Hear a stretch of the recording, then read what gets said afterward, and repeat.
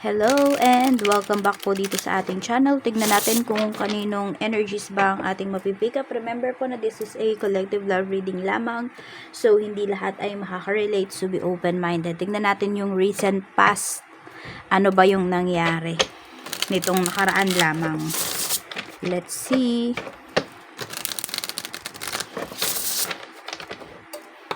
Ano pong nangyari, Spirit Guide, sa connection na ito in the recent past. Okay, we have family. So parang kailan lang, 'di ba? Tinuring kang pamilya ng family ng person mo, or tinuring yung family mo, tinuring siyang family, you know? Meron din dito pwedeng nakaraan lang buo pa yung pamilya ninyo. Nakaraan lang nagpaplano kayo ng isang buong pamilya.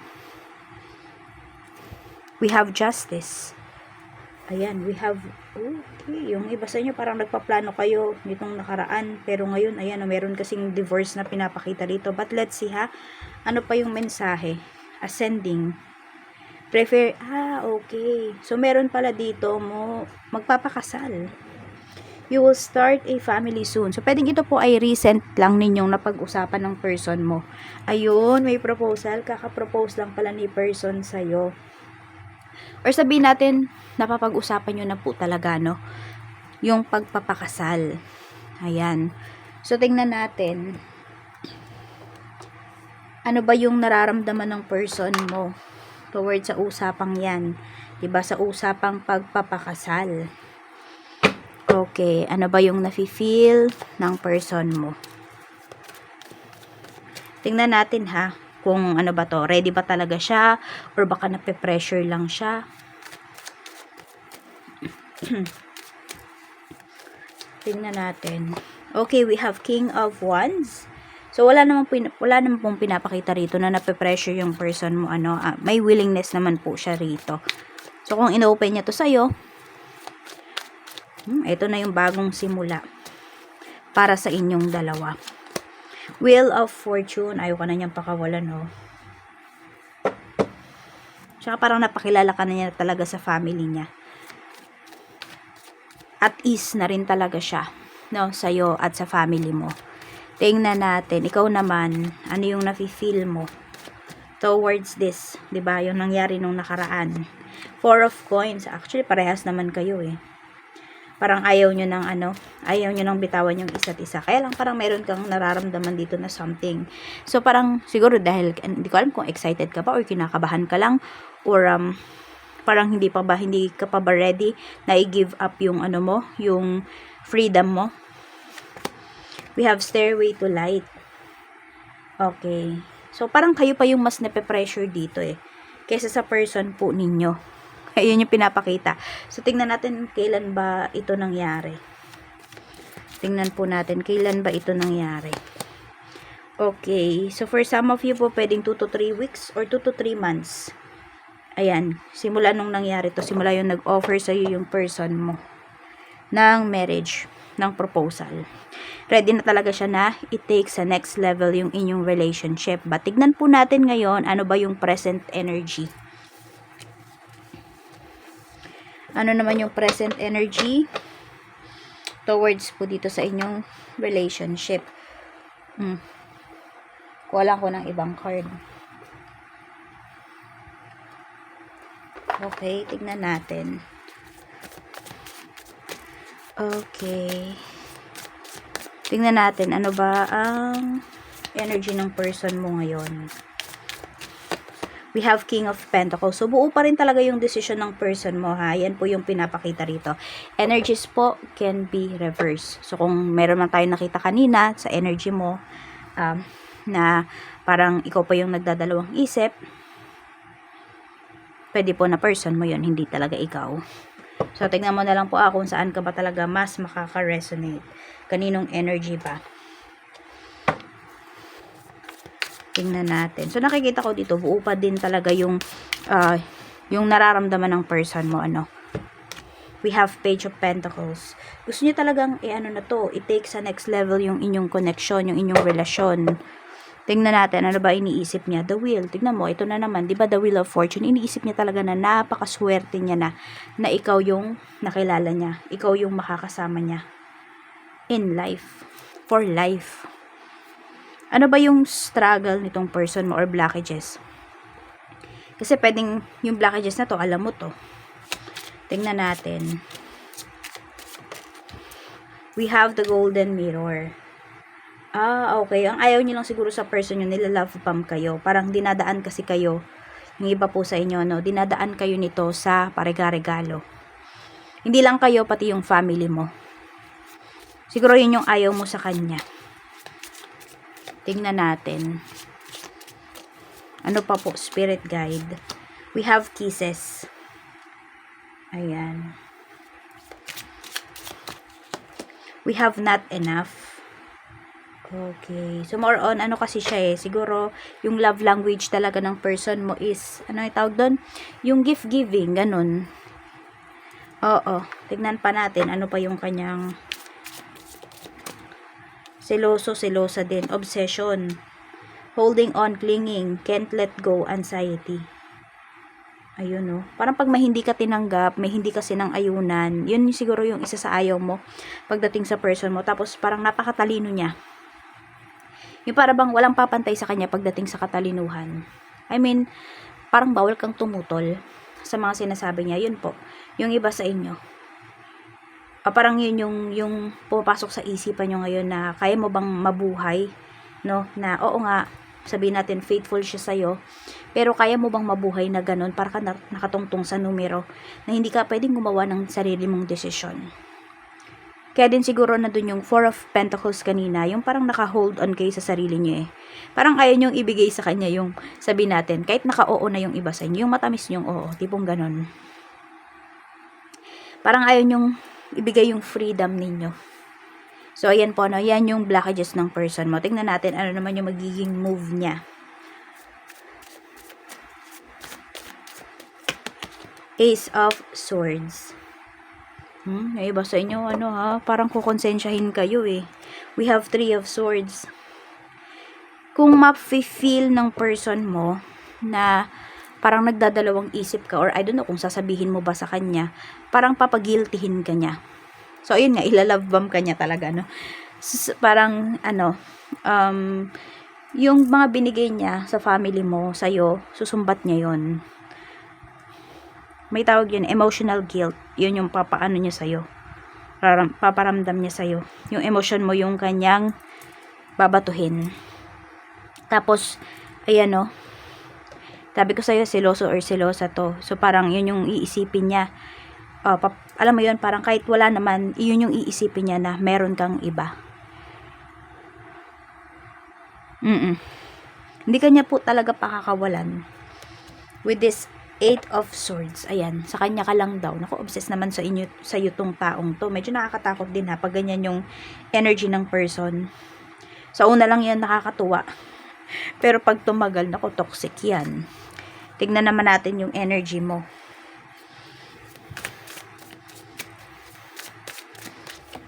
The Hanged Man, 'di ba? Ikaw talaga yung nagdadalawang isip dito Siguro nakikita mo na kasi yung red flag ng person mo. Nakikita mo na parang or nakikita at nafi-feel mo na rin talaga na parang hindi ka magiging fully happy, fully content. Hindi ka magiging contented. Hindi ka magiging fulfilled sa relationship na ito. Naiisip mo ngayon na ano ba? Kaya mo bang i-sacrifice yung sarili mo? Yung freedom mo? Siguro yung iba po sa inyo, marami pa kayong gustong ma-achieve pagdating sa life, pagdating sa inyong career. Di ba nga seloso to, selosa. So, pwedeng pahintuin kayo sa pagtatrabaho. Tingnan natin. We have King of Cups. True naman, mabait naman yung person mo. Meron lang talaga siyang ugali na hindi mo magustuhan. Okay, Nine of Swords. Overthink na kayo dito. Parang may gustong umatras. May gustong umatras po dito Yan na yung naiisip nyo. Four of Cups. Parang ayaw mo nang tanggapin. Gusto mo na siyang i-reject. Kaya lang nandun yung nahihiya kayo. Hindi lang kayo nahihiya hindi sa person nyo mas nahihiya kayo dun sa mga tao na naabala na pagdating dito sa inyong relasyon. Tingnan natin. Okay. Hindi ko alam yung iba sa inyo. Baka natatakot lang kayong kumilala ng iba. Kaya din, hindi nyo maiwan yung taong to. Tignan naman natin ano ba yung struggle mo. Ano ba yung blockages mo. Tignan naman natin yung sayo. Okay. Palm tree. So, yun nga, yung iba po sa inyo, mayroon pa talaga kayong gusto mga ma-achieve pagdating sa inyong career. Pwedeng binablock kasi yun ng person mo. I mean, hindi man niya sabihin sa'yo, pero nafe-feel mo na kapag umuo ka sa kanya, diba, pipigilan niya yung career mo, pipigilan ka niya na mag-grow. Heart with a key. Mahal mo naman siya. Okay, mahal mo naman po siya.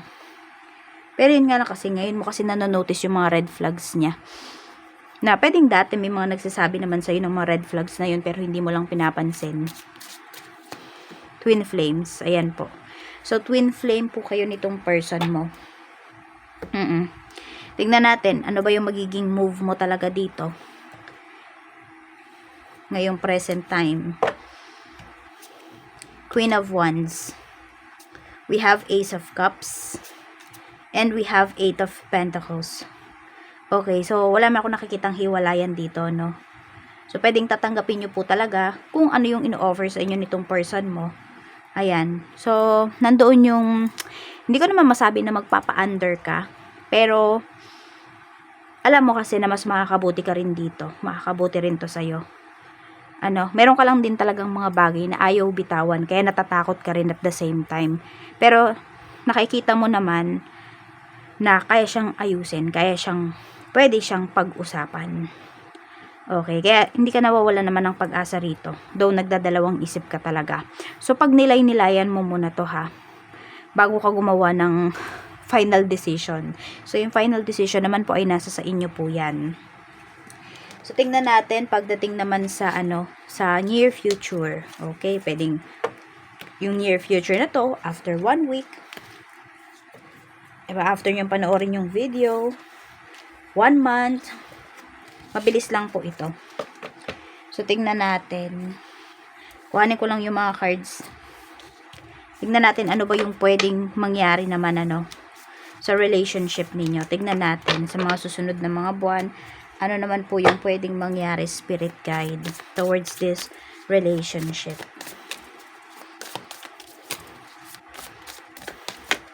We have Six of Pentacles. So, ayan nga po, may pagbibigayan naman. Okay? Sabihin natin na hindi naman magiging selfish ang person mo dito. So, yun nga, madadaan pa po talaga siya sa pag-uusap. Sabihin natin, yung bad habits ng person mo, yung kanyang traits na hindi mo gusto, unti-unti naman, pwede po siyang mapag-usapan, pwede siyang mabago. Kasi, sabi ko nga, diba, iniisip naman kasi ng person mo na maswerte siya sa'yo. Kaya, ayan po, pagbibigyan ka rin niya. Parang bigayan lang kayo dito. We have Five of Cups. Ayaw din niya kasi naman na mawala ka. Strength. At saka ilalaban niyo talaga tong relationship na ito. So, ayan, kung meron kayong mga pagdadalawang isip, meron kayong mga gustong sabihin sa person niyo, this is the time. Diba? Para gawin niyo po yon, para sabihin ninyo, para alam niya kung ano ba yung adjustments na gagawin niya. Ikaw din, kung meron din siyang ayaw sa'yo, diba? Makapag-usapan po ninyo. Ano ba yung aabangan mo pa sa kanya? We have Death card. You see, may pagbabago po talaga. Willing po siya na magbago para nga sa better relationship. Tsaka sa sisimulan po ninyo. Ayan po. Tsaka masipag talaga tong person mo ha. Maabilidad din yan. Kung meron kayo ditong mga goals, may mga napag-usapan kayong pupuntahan pa, pupuntahan nyo po talaga. Ayan, yung iba sa inyo, Hot Air Balloon Festival. Baka pupunta kayo, yung mga ganon. May pag-travel dito, oh. So, ayan po. Pwedeng yung next na travel ninyo, ng person mo, hindi na po yan pagdating sa trabaho, kung hindi, for leisure na, or some of you nga, pwedeng honeymoon na po yan. Tignan natin. Okay, tingnan natin your decision about this connection. Possible decision mo.